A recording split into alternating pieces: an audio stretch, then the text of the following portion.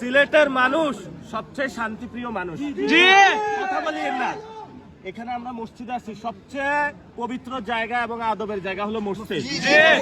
আবারই যে বলে, এই জন্য আমি আল্লাহর রাস্তায় আপনাদেরকে বলি, মুখটা বন্ধ রাখবেন এখন থেকে এবং সবাই পবিত্রতার সহিত আজকে নামাজ পড়বেন, তারাবির নামাজ পড়বেন। এটা হলো শাহজালালের পণ্যভূমি এবং শাহজালালের দরগা এরিয়া। এই জায়গাতে কেউ প্লিজও বলবেন না, এই জায়গাতে কেউ কথা বলবেন না এবং সবাই সুন্দরভাবে নামাজ পড়বেন, কেউ ধাক্কাধাক্কি করবেন না।